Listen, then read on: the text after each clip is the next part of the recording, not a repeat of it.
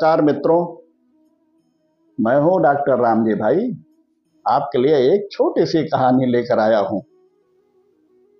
एक बार तोता और मैना अपनी लंबी यात्रा से वापस उड़ते हुए अपनी बस्ती की ओर जा रहे थे। अचानक उनकी नजर एक उजड़ी हुई वीरान बस्ती पर पड़ी। वहां से गुजर रहे थे तो मैना ने तोता से कहा, सुनो, ये बस्ती बहुत वीरान दिखाई दे रही है। लगता है कुछ अशुभ हो गया है। मैना की इस बात को सुनकर तोता ने कहा, लगता है जैसे यहां किसी उल्लू का बसेरा हो गया है, भी इस कदर वीरान दिखाई दे रही है। इस वक्त तोता और मैना आपस में इस प्रकार की बातें करते हुए जा रहे थे। उसी समय एक उल्लू भी उधर से जा रहा था। उसने तोते की बात सुनी तो उससे नहीं रहा गया और उसकी तरफ देखते हुए बोला, लगता है तुम लोग इस बस्ती के लिए नए मुसाफिर हो। हाँ, हम लोग नए मुसाफिर ही हैं।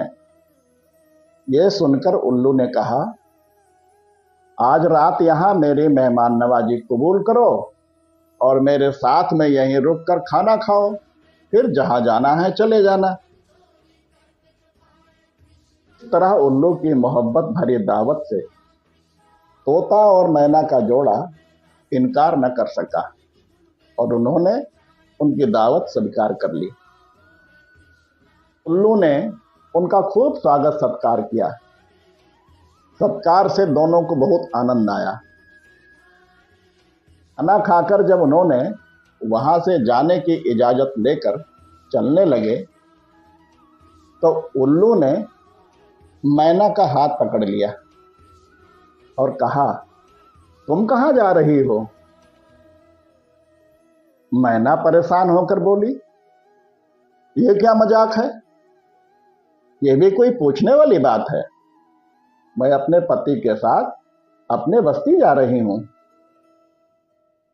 उल्लू यह सुनकर बहुत हंसा। कहा, अरे ये तुम क्या कह रही हो? तुम तो मेरी पत्नी हो। उल्लू की यह बात सुनकर तोता और मैना दोनों बड़ी तेजी से उल्लू पर झपट पड़े। आपस में झगड़ा शुरू हो गया। झगड़ा होते देख वहां बहुत सारे पक्षी इकट्ठे हो गए। दोनों का बहस देख देख कर सब चले जाते, कोई कुछ नहीं बोलता। बहुत देर तक कोई फैसला नहीं हो पाया। जब बहस और तकरार हद से ज्यादा बढ़ गई, कोई पीछे हटने को तैयार नहीं हो रहा था, तो अंत में उल्लू ने अंतिम फैसला होने के लिए तोता मैना को एक सलाह दी और कहा कि हम तीनों अपने फैसले के लिए अदालत चलते हैं और जज साहब के सामने अपना मसला रखते हैं। जज साहब जो फैसला करेंगे वो हम सबको मंजूर होगा। उल्लू की यह तरकीब उन दोनों को भी समझ में आ गया। तीनों अदालत में पेश हुए। दोनों ने अपनी अपनी दलीलें रखी। जज ने दलीलों और सबूतों के आधार पर उल्लू के हक में फैसला सुनाया और अदालत बर्खास्त कर दी। तोता अदालत की इस बेइंसाफी पर रोता हुआ जा रहा था। तभी पीछे से उल्लू ने आवाज लगाई, भाई अकेले कहां जा रहे हो?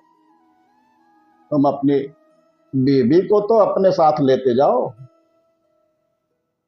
तोते ने बड़ी हैरानी से उल्लू की ओर देखा।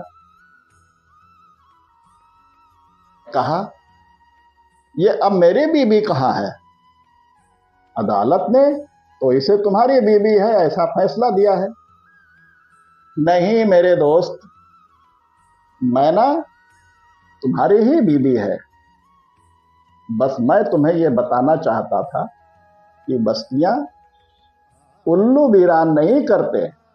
बस्तियां तब वीरान होती हैं जब उनमें इंसाफ से फैसला करना खत्म हो जाता है।